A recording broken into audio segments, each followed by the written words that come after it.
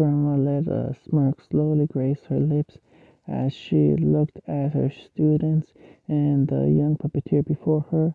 She had heard the story they regaled her with regarding the little event inside Orochi's temple and let loose a small laugh, highly confusing the trio. All right, when I suppose I should explain some things to you then, Naruto-kun. The blonde nodded his head. If you would be so kind to, it would be very nice, he replied to her, looking at the open summoning contract that was on the table between the quartet. He watched as Biju trailed her fingers along its paper before chuckling. I thought I had a bit more time to explain this, but I suppose I'm not so lucky. Or the truth is, I can sign this contract right now. This made Naruto widen his eyes, and Haku frowned as she spoke up. But Sensei, that seems strange. I mean, Naruto already has a contract, right? I mean, since you cite him the Kitsune also at his call, but why is this contract as well? Are the Uwabumi and Kitsune clans allied? The fox shook her head. Oh, not so close as that. You see, it's actually all because of that Uchiha contract. Due to events of my own past, I ended up having to give Madara a contract.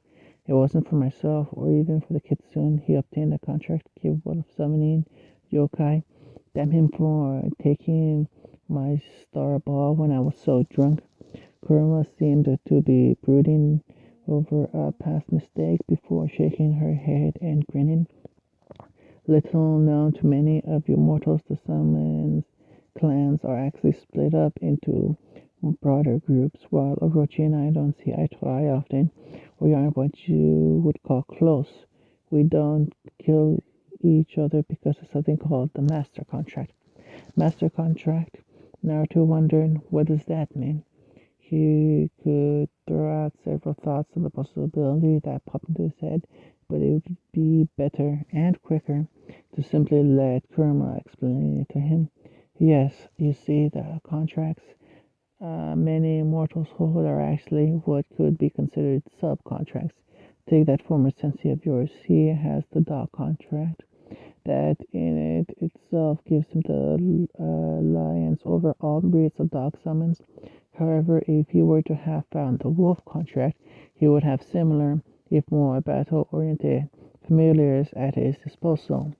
Now, above each of those, there is a master contract called the Canine contract, which allows him to some summons of either of them and the choice to sign the contracts of the wolf and dogs. All three widened their eyes as they understood. So, I have the yokai master contract, Naruto breathed. That's why I can summon Kitsune and also sign the Uwabumi contract. Are there others? Kurama nodded. There are actually several major subcontracts and even more less powerful, though still strong in their own right, minor contracts. The Kitsune and Iwabi are some of the major ones. She nodded to herself and motioned him to look at the contract. So, come on, go ahead and sign it. Without even hesitating, he nodded and bit his thumb, signing his name. He grinned. Nothing too big, Naruto-kun, Haku warned him, with a look that told him she knew what he had been thinking. I'm sure the citizens of Oniji would not appreciate an eight-headed snake, demon boss appearing out of nowhere, and a crushed house where the summoner of such a being was staying. Rubbing the back of his head, Naruto grinned sheepishly. I'll wait until battle then, he said, getting a nod from her before he performed the necessary hand seals. Blood still coming out of his thumb, slamming his palm onto the table. Next to the scroll, he announced, summoning Jutsu Uwabumi. He wanted to be sure that he didn't accidentally summon one of the Kitsune. In a cloud of smoke, a coiled up viper flicked its tongue as it looked around the room. Oh, finally, Naruto. You are my summoner? Naruto nodded. How may I serve? The Uzumaki grinned sheepishly. Actually, I just wanted to introduce myself. I'm Uzumaki Naruto. I think it's customary to summon at least one familiar when you sign, right? The viper nodded, flicking its tongue at the air. I also was still in a bit of disbelief about the whole master and subcontractor thing, you know? I understand, Naruto-sama. The viper replied, I am Hagua, and you may call on me for battle anytime you see fit for my services. I am not much of a healer or scout. If you would care for destruction, though, I am glad to help. My specialization is earthquakes. Wait, you can use ninjutsu? Naruto and Haku asked at the same time. Hissing, Haru shook his head. It is not the same process. You humans use elements. All demons have a pool of yokai, a stronger, more potent version of your chakra. It would say the closest you can come to it without holding or being part demon is the sage chakra. Some can use, though, like you mortals. We demons have an affinity to one or more of the elemental natures. I hold the element of earth to a strong degree, which allows me to incite earthquakes. The Uzuyuki duo nodded. Can we learn to use the same techniques you can since we have pools of yokai? Naruto asked. Hagua the snake regarded Naruto and Haku before slowly nodding. There are certain demon arts only the Uwabami summoner can utilize, but I am quite sure that Orochi-sama will allow your mate to learn the great demon arts. Naruto and Haku blushed slightly at her being his mate, but said nothing. Do you require anything else, Naruto-sama? Haku asked submissively. No, that's all right. You can leave. Haku nodded, and in a cloud of smoke disappeared completely. Eyeing the contract, Naruto rolled it back up and then sealed it away in one of his personal scrolls. The same the demon contract was kept in. Tucking the scroll down in his coat, Naruto smiled until he suddenly stood stock still. Can you feel that, Hakuhime? The girl nodded silently. It is time, she replied as the two looked at their sensei and new friend. The bandits are approaching, and by their anger, they won't run away this time. Kurama grinned a devilish smile. Well, looks like you two have some harsh training ahead of you, she announced before disappearing. The two ice users sighed. She's leaving us on our own, isn't she? Naruto wondered, getting a nod from his girlfriend. Each of them put a hand on one of Kasenji's shoulders before all three disappeared in a swirl of foxfire and ice. Reappearing at a guard tower, they felt the samurai and Hana were gathered. The sextet didn't seem at all surprised by their arrival, simply looking out at the oncoming dust cloud. They are coming back. I don't think the leader appreciated us killing off so many this time. Kyoshi explained needlessly, simply filling the all-consuming silence. Naruto scoffed. We can totally take them, he told them cockingly, hoping to give them some confidence. Don't even worry one bit. Grabbing Kubikiri Bocho hilt, he unsheathed the legendary blade as ice and wind covered the whole blade. We made them run yesterday, but today we'll exterminate them. Haku was silent but nodded as she set her scythe handle against the ground, leaning on it like a staff. When she did speak, it was calm, unlike Naruto's boisterous voice. I agree with Naruto-kun. There are mostly bandits with some number of shinobi. Naruto-kun's sensory abilities tell me only a few are worth worrying over. We will win this day, though. Naruto grinned noddingly. We're Uzu, looking at Haku, his smirk widened. Uzuyuki. We're Uzuyuki and will accomplish what seems impossible. They have numbers, yeah, but who cares? We have the better warriors, 5 Ronin, a puppet mistress, and the puppet master plus 2 Han. You are more than a match for some bandits and a few shinobi, most of which are tuning or worse. No, Jin has nothing to worry about while we're here. The Ronin and puppeteers couldn't help but smile to varying degrees at his little pep talk, their confidence returning just like that.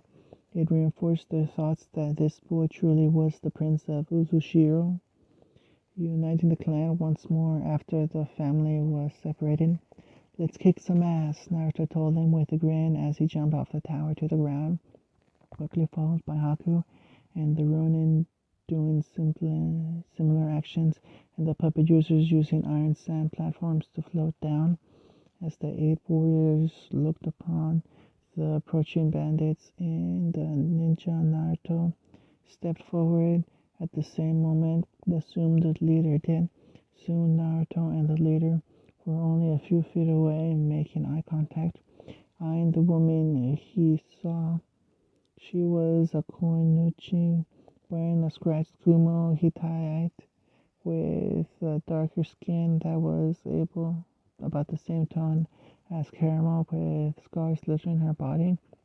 She wore a very dark blue shirt with short sleeves, fishnet extending up to her wrist, a loose flowing matching skirt, and bandages were wrapped as well as around either of her hands. All of her fingers had a unique feature of long steel nails that tap her to a dangerous point. You look a decade too young to hold that sword, Brad. Why don't you hand it over and maybe I'll let you live? A smirk touched the woman's full lips. Naruto looked at her, knowing her name immediately from the bingo book he had memorized.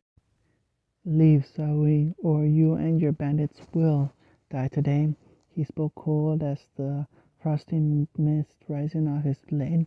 She giggled at his statement. So the brat knows my name. Shouldn't you tell lady your name as well? She asked with a pout that looked strange when coupled with her steel claws. Naruto decided to humor the woman. Uzumaki Naruto, he replied, stated, as his cleaver pointed its blade at her form. Your killer. In a flash of speed, he slashed down at her head, not even surprised when she crossed her claws to block his strike. This was the trigger to everything, as his attack caused the opposing army to rush on, bandits yelling as they rushed with weapons drawn. Ninja let loose ranged ninjutsu or raining ninja tools as the 7 other guardians of Onoji began their own assault, with samurai rushing, Haku using mirrors to delve into the crowd, and the puppeteers to pull out their weapons to attack from afar. Naruto pushed against the woman, making her jump back as her claws sparked dangerously with blue lightning. In a blur of speed, she lunged with her right hand, her left staying behind her as he sidestepped the stabbing motion. Her left hand swept across and nearly got his neck, as if not for his blocking with Kubikiri Pocho. Spinning around as he lowered the blade, he brought it horizontally, parallel with the ground, and aimed at her midsection as ice spikes covered the entire length of the blade. She easily jumped over it and spun, diving right at him in a dangerous skill that could penetrate flesh easily. Quickly using a kawarimi with a nearby bandit, the woman simply tore through her own soldier, detaching herself from the corpse just in time to see the oncoming arc of fire come in her direction. Her cheeks puffed out large after she called out, water-style wind-water wave, and a stream of water turned the flames into mist. Performing a one-handed ram seal, he latched his chakra on the mist before thickening and expanding it, covering a good section around them. Hidden mist jutsu. He smirked upon seeing the sparking claws in the mist, easily able to discern the woman's location. Gathering chakra once more, he condensed the mist to his right into a water clone, with a shadow clone appearing in a cloud of smoke to his left. Nodding to them, the clone followed him as he quickly made his way through the mist, careful not to make any sound. The water clone rushed in first, seeing the woman searching around aimlessly for any sign of him. Jumping up, the copy of a Kubikiri Bochu he held frosted over with a sharp edge of ice, aiming right for her neck. So quickly looked up at the oncoming blade and spun out of the clone's range, aiming a sparking lunge for his back before he was replaced in a cloud of smoke by the shadow clone, who blocked with a wind-coated sword that actually sliced off two of her claws. The water clone then rushed from behind her, aiming to bisect her literally. Yasuo seemed to sense this as well, using her left hand's three remaining blades to block the blade as she ducked under the shadow clone's slash before kicking it in the ribs hard enough to send him skidding back, but not dispel him. Quickly spinning, Sao slashed her claws right through the water clone's face and leaving only a puddle of clear water on the ground. The shadow clone rushing right at Sao once more, laid low as he ran until slashing, for he wasted at the very last moment, barely held back by the woman gritting her teeth. So pushed back before stabbing the shadow clone with the maniacal grin up until it exploded into smoke. Her frown was only interrupted by a look of amused pain when she looked down at the cleaver through her stomach. Using a little energy she had left, she looked behind her to see Naruto grinning sheepishly. Sorry about this, Tao-chan. I can't have you messing with me later, though. You understand, right? Before she could answer, he slashed to the right, freeing his blade and dispersing the mist. As the battleground was clear once more, the blade couldn't help but sigh at the gruesome scene. Bandits lay on the floor, fatally wounded or already turning cold with pools of blood soaking into their armor and clothes. Shinobi and samurai fought tooth and nail to the bitter end. Puppets, including Kaseji's familiar metal snake, fought off the living. Closing his eyes for a moment, Naruto allowed the sound of battle to reach his ears, taking in the clash of steel on steel, the strangled cries of injury, the explosions of ninjutsu, the howling wind that was unmistakably formed by Haku Hime, mayhem, chaos, death. It saddened him that this was the truth of shinobi, tools of war. Then and there, Naruto could only think one thing: my people should never have to deal with this. I'll make sure they and their children and their children's children never experience this after I unlock the other levels. No one will suffer this unneeded death and despair. As his eyes opened once more, blue gave way to scarlet, and round pupil became slit. Slowly, a cloak of red chakra appeared above his skin, spreading to coat his body. 2 years above his head, and two tails forming until the red chakra condensed and sank into his skin. The tails solidified as two more came into existence, feeling the power of four tails. Where the BT chakra coursing through him, Naruto sent Haku a message and waited until he felt the samurai and ice maiden leave the field of range before jumping higher than chakra alone could take him. Despite themselves, the remaining ninja and ronin of the opposite side looked up at the leader of the defending squad, quickly performing several hand seals in succession, far too fast to be anything but a blur. Naruto inhaled deeply after naming his ninjutsu Forbidden Ice Style, Eternal Winter. He shouted immediately. A much larger scale version of the ice style. Freezing winds traveled from his position to cover every particle of area Where the invading forces stood, he still pumped chakra and the yokai through his tenketsu to continue as he began his descent, only stopping when he needed to land, softly planting his feet on the ice, chakra keeping him from sliding. Naruto smirked weakly as he felt his yokai mood fade. His eyes returned to normal. From where they stood, the Ronin and puppeteers stared wide-eyed at what their prince had just done. Every single warrior left had been frozen solid, creating a wide-range ice sculpture that included even the once green grass. Looking at Haku, they saw her amid her smiling proudly. That ice won't melt even on the hottest summer day, she told him.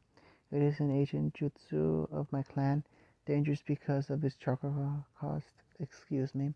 In a blur speed none of them could match, the princess caught Naruto just before he fell, softly looking at him as she held him tight, upright. He smiled weakly back and muttered a few words to her before closing his eyes and growing limp. Hana and the samurai chuckled, the scene, amused at the gender-bent role of the whole situation. Inwardly, they were extremely impressed by that final jutsu that certainly lived up to its name. Naruto-kun needs rest. Could we stay here another night before we head out? Haku asked as she carried him there on her back, getting nods from the Onoji ninja and samurai. After your help, anything is yours. Haku smiled at that, nodding. A bed will be fine, Haku explained when they heard something else that made them laugh from the soft breathing Naruto. Even as he slept, I want ramen, Haku Hime. The next day, while I am